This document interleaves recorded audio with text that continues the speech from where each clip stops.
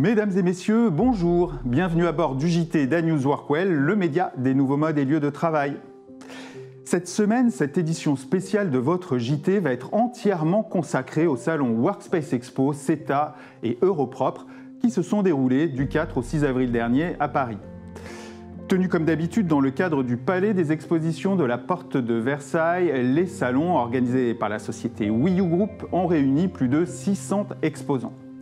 Comme toujours, un programme de conférences fourni était proposé aux visiteurs venus nombreux. Il faut dire que les professions de l'environnement de travail font face à des enjeux de plus en plus sensibles. Adaptation des espaces et des équipements au travail hybride, efficacité énergétique et réduction de l'empreinte carbone, santé et bien-être des collaborateurs, mais aussi le grand défi de l'attractivité et de la fidélisation dans un contexte de pénurie de main-d'œuvre dans de nombreux secteurs d'activité. Les salons ont bien entendu largement reflété ces tendances et mis en avant de nombreuses innovations techniques et numériques développées pour répondre à ces enjeux. La grande transformation des espaces de travail provient du développement irréversible du travail hybride. En réponse, les espaces se font plus sociaux, plus collaboratifs, ils adoptent des codes de plus en plus proches de l'hôtellerie, avec des designs léchés et une grande variété dans les formes, les couleurs et les matières utilisées. En ce qui concerne les matières, le grand vainqueur de cette édition 2023 est sans conteste le bois, présent absolument partout et si possible d'origine française, comme chez la chaise française. Les matières naturelles, coton, osier, laine étaient également très présentes, signe de la diffusion des concepts biophiliques censés améliorer le bien-être et la santé des collaborateurs et donc leur efficacité. Les mobiliers se font également plus confortables, accueillants et ludiques. Bienvenue dans l'ère du soft sitting, de l'esprit lounge et des points de rencontre informels nettement plus élaborés que les anciens coins machine à café. Autre tendance apparue en réaction aux usages nouveaux du travail hybride, la modularité. Les espaces comme les équipements se font de plus en plus modulables, multi-usages, facilement reconfigurables.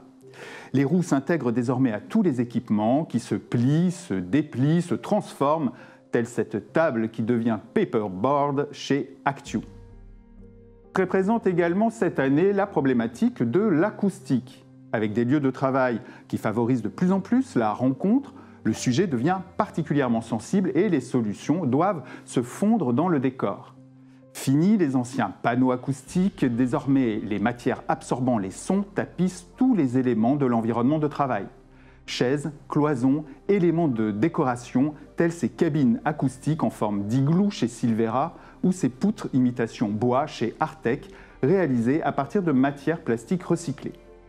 Même les œuvres d'art deviennent acoustiques avec Muséum. Un mobilier qui ne s'achète plus forcément. Les offres de location se développent comme par exemple chez Bruno ou AMPM.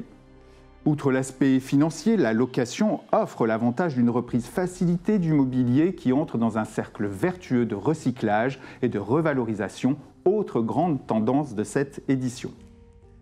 Les propositions de recyclage, de réemploi et de revalorisation des équipements n'ont jamais été aussi nombreuses.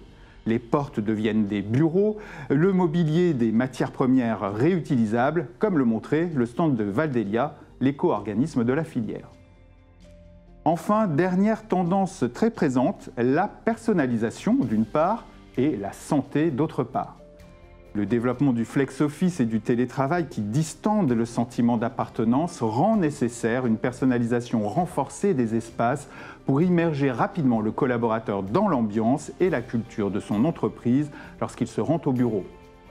Tout est bon pour afficher son identité et ses messages, même les dérouleurs d'essuie-mains comme chez Kimberly-Clark. La prise en compte des spécificités d'une entreprise, d'une équipe ou d'un collaborateur pour définir son environnement de travail préférentiel est poussée un cran plus loin chez Cedus avec sa démarche Limbic Office qui permet d'analyser ses préférences en amont des projets d'aménagement. Côté santé et bien-être, la qualité de l'air et la lutte contre la sédentarité sont incontestablement les stars de cette édition. Les capteurs de qualité de l'air se font de plus en plus précis et complets, tout en proposant des options d'affichage permettant d'apprécier en un clin d'œil les niveaux de qualité, comme chez Nateo Santé. Et pour contrer les effets dévastateurs de la sédentarité, véritable fléau de notre société, de nombreuses solutions sont proposées. La table assis debout, bien sûr, mais également le vélo bureau de wellness training, le pédalier connecté d'Eveya ou les sièges dynamiques, comme ici, chez Aeris. Pour terminer, voici quelques mentions spéciales. La première pour le coussin chauffant proposé par la marque Cuchot, bien pratique quand on gèle à 19 degrés comme moi. L'autre pour les nouvelles gammes Icon de KCP, modulables, ultra silencieuses et pratiques en termes d'entretien et de logistique, grâce entre autres au rouleau plus long que la hauteur de la Tour Eiffel. Merci pour les équipes de propreté. Enfin, dernière mention spéciale à la société Sharing Cloud et à son dirigeant Antoine Plantier, qui vient de passer à la semaine de 4 jours. On écoute Antoine Plantier. Donc on est passé à la semaine de 4 jours depuis lundi, 3 avril. Et l'objectif était pour nous de créer un cadre de travail aussi plaisant et enthousiasmant que possible. Donc c'était avant tout l'équilibre vie pro, vie perso pour les collaborateurs, l'attractivité aussi de Sharing Cloud. Donc voilà, et donc pouvoir aussi attirer des gens qui ont d'autres aspirations dans la vie que l'argent. Voilà, mais la qualité de vie et les gens ont adhéré tout de suite à l'idée. Donc déjà, ça s'organise par une consultation interne, s'assurer qu'effectivement on est bien tous alignés sur l'idée que ce sera profitable. Donc on s'est pris un trimestre entier pour organiser le travail, gérer la continuité de service.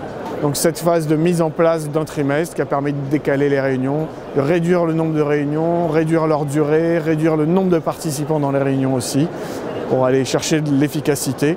Je pense que des gens qui ont le temps de se reposer vraiment, qui ont le temps de reprendre leurs esprits et de s'occuper de leurs proches et de leur famille et d'eux-mêmes aussi, et ben je pense qu'ils viennent au boulot avec beaucoup plus de mordant, beaucoup plus d'énergie et beaucoup plus de disponibilité d'esprit pour faire ce qu'ils ont à faire. Et on fait des choses tellement complexes qu'il faut cette disponibilité d'esprit. Voilà.